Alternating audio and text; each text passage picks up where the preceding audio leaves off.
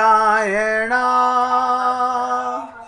ओम नमो नारायण हरि ओम नमो नारायण ओम नमो नारायण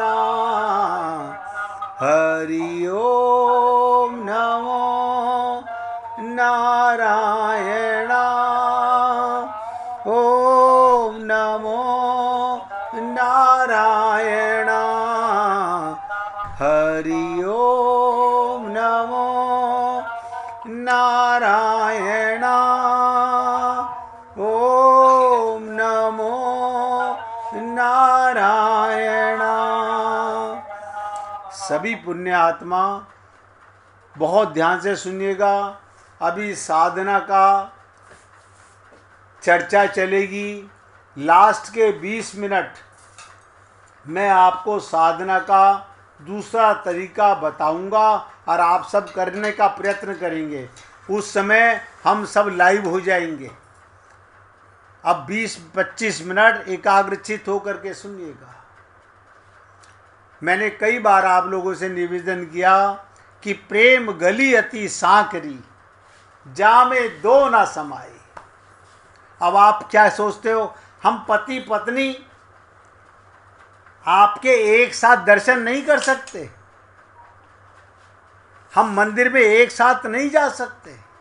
अरे बाबा, प्रेम के अंदर ध्यान से सुनो, वो इतना संकड़ा रास्ता है, वहां दूसरा कोई होता ही नहीं है। और आज आपको बताने जा रहा हूं, अगर वाकई में भगवान को पाना धोखा देना चाहते हो तो कोई बात नहीं। अगर भगवान को पाना चाहते हो तो वहां का रास्ता जाने के लिए तो खुला हुआ है, वापस आने का कोई रास्ता नहीं है। वहां से वापस नहीं आ सकते। वापस आने का मतलब एक बार भगवत प्राप्ति होने के बाद संसार में रहोगे, शरीर में रहोगे, मगर आनंद में रहोगे। कोई दुख नहीं, कौन मरा और कौन पैदा हुआ। ये सारी दुनिया रोज मर रही है। शमशान भूमि में जाओ, हजारों लाखों लोग रोज मर रहे हैं, करोड़ों लोग रोज पैदा हो रहे हैं। क्योंकि उसको पता चल जाता है, ना कोई मरता है ना कोई पैदा होता है। वो जान गया ये भगवान की लीला चल रही है। अब आप बताइएगा, उस मार्ग पर जाने की पहली शर्त, जो मिटना चाहता हो। कबीर जी ने कहा था कि जो घर फूके आपनो चले हमारे संग। अगर यहां संसार में अपनापन रखोगे तो भगवत प्राप्ति नहीं होगी।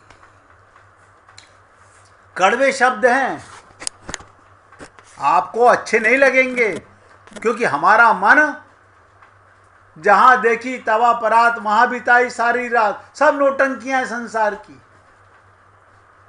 अब आप सोच लीजिएगा, अगर भगवान को पाना है, भगवान ने गीता में कहा माम एकम,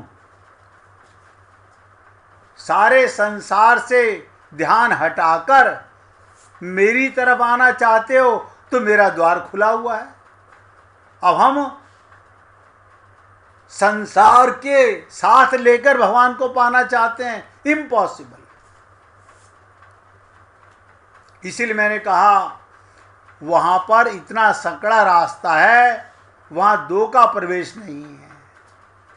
और आप सबसे निवेदन करता हूं, साधना में कामयाब कौन होगा, ध्यान में कामयाब कौन होगा? जो मिटने को तैयार होगा। जो मिटने को तैयार होगा। हमारी मुश्किल क्या है, हम अपने को बचाए रखना चाहते हैं। आप बताओ, आप अपने को शरीर मान के ही शरीर मानते रहोगे तो पाओगे कैसे? जो घर फूके आपनो चले हमारे संग। अपना मतलब संसार में अपनापन करोगे तो भगवान में अपनापन नहीं होगा, कभी नहीं होगा। एक बार आनंद मिल गया, परमानंद मिल गया, तो कोई दुख जीवन में आ नहीं सकता। कभी नहीं आ सकता। दुख है ही नहीं, ये भी आपको बता दूं। आत्मा को कोई दुख नहीं है, कोई मरे कोई पैदा हो। कोई मुझे बता दे आपकी आत्मा को कोई दुख होता हो? आपके मन को दुख होता है। और मन को क्या का दुख होता है? ये चमड़े के रिश्ते नातों का। कोई नहीं मरता, ये लीला है भगवान की। आप और हम लोग स्वप्न में पता नहीं कितनी बार मर चुके हैं। कहां गया ये ज्ञान? हे अजन्मा अमर आत्मा, क्यों परेशान हो रहा है? ज्ञान से मन को संभालो, लक्ष्य को क्यों खो रहा है? इसलिए हे पुण्य आत्माओं, ये वो प्रेम का मार्ग है, ये वो आनंद का मार्ग है जिसके लिए मनुष्य देह मिला और जो मिटने को तैयार हो उसके लिए प्रवेश है। जो मिटना ना चाहे, जो अपना पियरर ससुराल बचाए रखना चाहे, शरीर को माला माल करे जाए, तो भैया वो संसार में ही, उसके लिए भी एक मार्ग है। पुनरपि जननम पुनरपि मरणम। कभी कुत्ते, कभी बिल्ली, कभी गधे, कभी सुअर बनते रहोगे, आते रहोगे, जाते रहोगे। संसार से कोई तुम्हें बाहर नहीं फेंक सकता। अब तुम्हें डिसाइड करना है कि मुझे परमानेंट आनंद चाहिए, परमानंद चाहिए, अपना प्रीतम परमात्मा चाहिए, या ये कूड़ा करकट संसार चाहिए। निवेदन करना मेरा कार्य है। अब पहले सुनिएगा, फिर आपके साथ में साधना का क्रम बताऊंगा। पहले प्रार्थना करो, हे प्रभु मैं तुमसे विमुख। वो देखो कमाल है, हमारी आंख में मम्मी है, पापा है, भैया है, बहन है, और पति है, पत्नी है, मकान है, दुकान है। हम विमुख किससे हैं? भगवान से। बाकी सब सन्मुख हैं। और भगवान कह रहे हैं सन्मुख होए। और सन्मुख कब होंगे? जब विमुख होंगे। हम विमुख नहीं होना चाहते, पाना चाहते हैं भगवान को, विमुख नहीं होना चाहते। तो भक्त क्या कहता है? हे प्रभु मैं तुमसे विमुख हूं। मानो हूं, ये मत कहो मैं तुमसे अनादि काल से विमुख हूं। संसार के जाल में, जाल नहीं जंजाल में फंसा हुआ हूं। भूल कर कभी तुम्हारी ओर चित नहीं लगाता। भाव बनता ही नहीं है। परंतु हे विश्व स्वरूप, हे परमात्मा, हे नारायण, हे गोविंद, हे राम, हे शंकर, मेरे लीला में ये दो सत्य है कि सब कुछ तुम ही हो। ध्यान दो, ये तो सत्य है कि सभी कुछ तुम हो। फिर भी चाहे मैं किसी और देखूं, किसी और जाऊं, किसी में मन लगाऊं, तुम्ही को तो देखता हूं। क्यों? इतना विश्वास हो जाए, जित देखूं तित श्याममयी है। हमको तो शमशान भूमि जाते हैं, कोई मरा हुआ नजर नहीं आया आज तक। हमें कोई मरा हुआ नजर नहीं आया।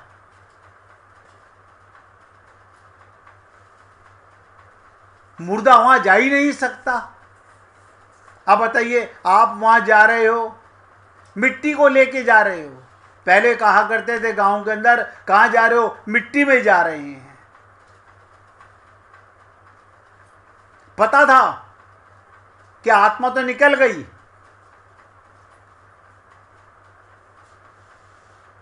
तो क्या कहा? चाहे मैं किसी और देखूं, किसी और जाऊं, किसी में मन लगाऊं, तुम्ही को तो देखता हूं। अब आप बताइए, आप अपने परिवार के हर मेंबर में परमात्मा को देखो तो भगवत प्राप्ति हो गई। तुम्हारी ओर ही तो जाता हूं, तुम्ही में तो मन लगाता हूं। बस यही प्रार्थना कि इस समझ को प्रतिक्षण, ध्यान दो, यही प्रार्थना, इस समझ को प्रतिक्षण मेरे हृदय में जगाए रखो मेरे स्वामी। मैं जो करूं वो तुम्हारे लिए करूं। अब देखो ध्यान से सुनिएगा, समाज में बच्चा पैदा होते से ही बच्चे में अंतःकरण पैदा करने में लग जाता है। पैदा होता ही अंतःकरण, क्योंकि समाज को भय, अगर बच्चे को ऐसा ही छोड़ दिया जाए वो पशु जैसा हो जाएगा। हर मम्मी पापा, बेटा बोल मम्मा, बोल बेटा मम्मी, बोल बेटा माँ, क्या है ये, उसका अंतःकरण बनाने लग गए। बोल बेटा पापा, बोल बेटा दादी, बोल बेटा दादा। भय समाज को, अगर बच्चे को ऐसे ही छोड़ दिया जाए, उसे खिला पिला के छोड़ दिया जाए तो पशु जैसा हो जाएगा। और इस भय में सच्चाई है, अगर बच्चे को कुछ भी न कहा जाए और वह पशु जैसा हो जाएगा तो समाज उसे बताना शुरू करता है। ये कहता है अगर तुम ऐसा करोगे तो दंड पाओगे, अगर तुम ऐसा करोगे तो पुरस्कार पाओगे, तुम ऐसा करोगे तो माता पिता प्रसन्न होंगे, तुम ऐसा करोगे तो दुखी होंगे, नाराज होंगे, कष्ट पाएंगे। धीरे धीरे ध्यान दो, हम बच्चे के मन में, अंतःकरण में, आप बताओ किसने डाला ये भय? बेटा बिल्ली है, इधर आ, बिल्ली काट खाती है। आप मुझे बताइए ये किस मूर्ख ने बता दिया कि बिल्ली रास्ता काट गई अब शगुन हो गया? क्या बच्चे को अपने आप पता था? हम मूर्खों ने बताया। बिल्ली की माँ ने तो कभी नहीं कहा कि देख इतना बड़ा पशु, ये आदमी तेरा रास्ता काट गया, तेरा अपशगुन हो गया। लेकिन हमने ये चीजें सिखाई बच्चों को। हम बच्चे में भय और लोभ के आधार पर अंतःकरण पैदा करते हैं। ये गंदा अंतःकरण कैसे पैदा हुआ? आप बताइए, ये संसार अपने आप कैसे घुस गए अंदर? हमने घुसाया। बचपन से ही माँ बाप ने रास्ता गलत दिखाया रे, तेरे मेरे का भेद बताया रे।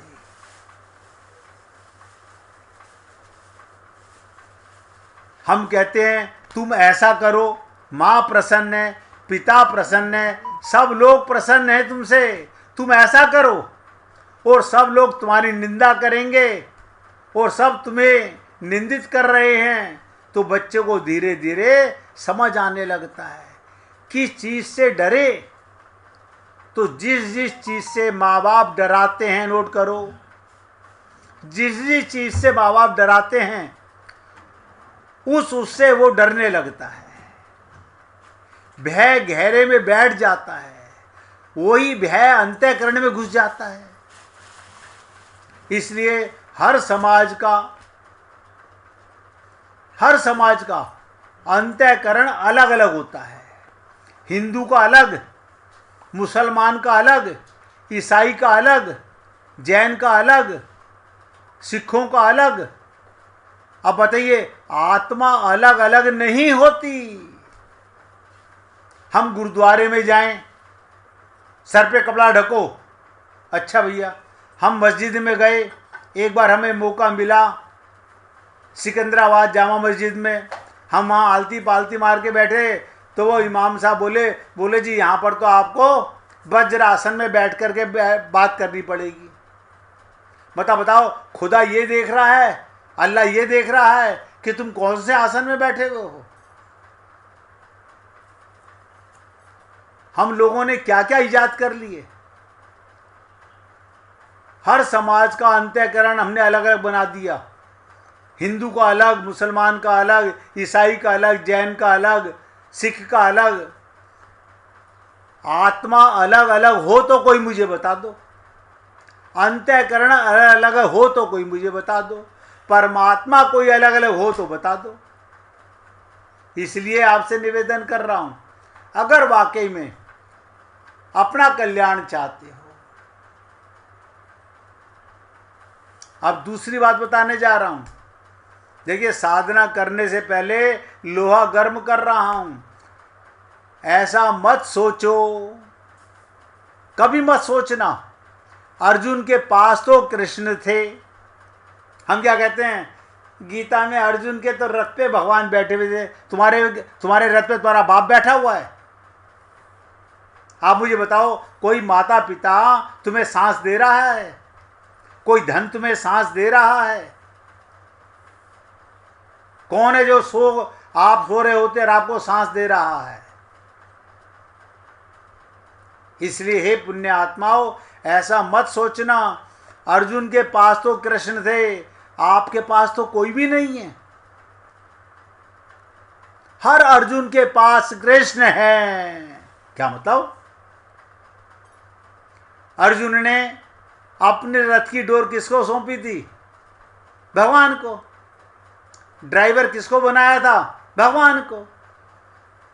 हम मन देना नहीं चाहते, ना गुरु को ना भगवान को। अब पाना चाहते हैं राम रस। हमारी मूर्खता देखो, हमारी अज्ञानता देखो। हर अर्जुन के रथ पर भगवान है, आपके पर क्यों नहीं है?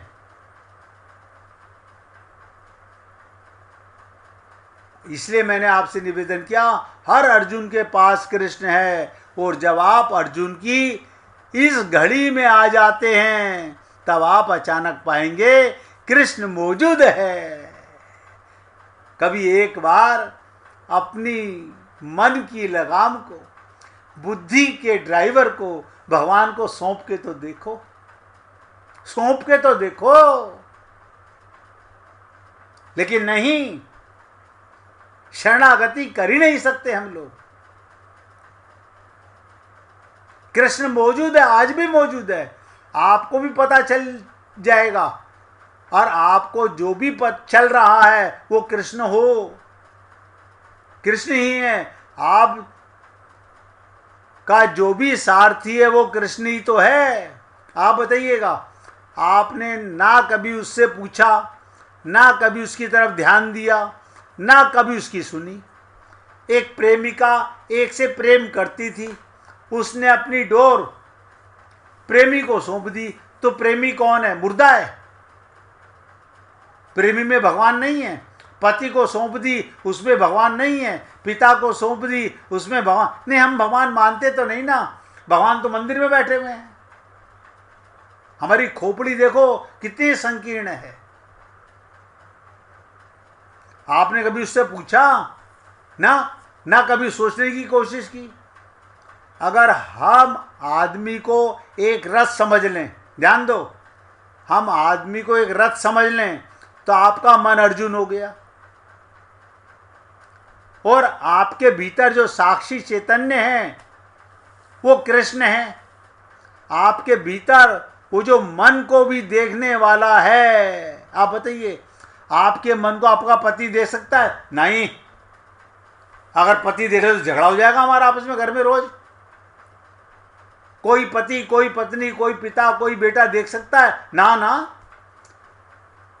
कृष्ण से अनदेखा रख सकते हो? बिल्कुल नहीं रख सकते। आपके भीतर वो जो मन भी देखने वाला है, वो जो विटनेस है, भगवान को किसी से विटनेस नहीं लेनी होती, वो खुद विटनेस है वहां पर। वो जो मन को भी जानता है, उसका दृष्टा है, वही तो कृष्ण है। और मैंने कई बार आपसे निवेदन किया, हे पुण्य आत्माओं, अपने मन के दृष्टा बनो। बस हाँ, देखते तो हैं, अब देखने वाले को नहीं देखते, वो कौन देख रहा है? फिर कहते हो मैं देख रहा था। तुम शरीर हो कि अंदर देखने वाले हो? अंदर तुम्हें कैसे दिख रहा है? मन का देखने वाला दृष्टा भगवान होता है।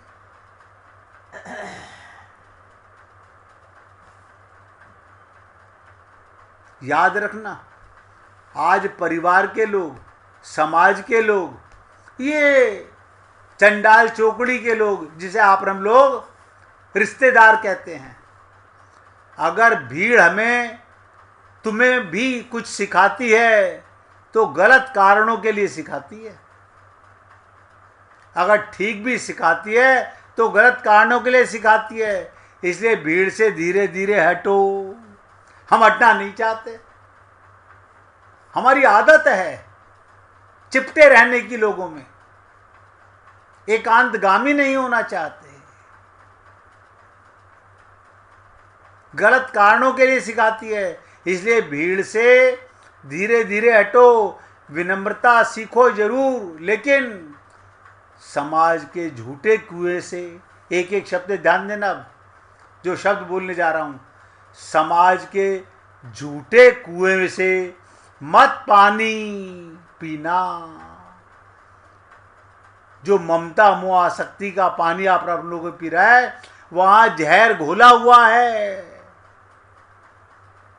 समष्टि का शुद्ध जल उपलब्ध है, वहां ही पीना, वहां सीखना विनम्रता, तब उसमें जहर नहीं होगा। वहां सीखना त्याग, तब उसमें जहर नहीं होगा। और जब तुम्हें बड़े हैरान होगे, चीजें बड़ी सरल हैं, उन्हें नाहक कठिन बना दिया हमने, क्योंकि भीड़ कठिनाई में रस लेती है। जब तक कोई चीज कठिन ना हो, भीड़ को रस ही नहीं आता। मैं कहता हूं भगवान को पाना सबसे सरल। मैंने हमेशा आप लोगों से कहा भगवान को पाना सबसे सरल, हमने उसे कठिन बना दिया। आप सोचो, हमने उसे कठिन बना दिया, तब तुम बड़े हैरान होगे। चीजें बड़ी सरल, उन्हें नाहक कठिन बना दिया है, क्योंकि भीड़ कठिनाई में रस लेती है। जब तक कोई चीज कठिन ना हो, भीड़ को रस नहीं है, तभी अहंकार को चुनौती मिलती है। इसलिए हे पुण्य आत्माओं, आप सबसे निवेदन करता हूं, अब साधना के क्रम में आगे बढ़ने से पहले अपनी डोर भगवान को सौंपने का प्रयत्न करेंगे, तब आगे बढ़ेंगे। प्यार से गाइएगा। इसके बाद आपके साथ साधना का नया क्रम बताने का प्रयत्न करेंगे।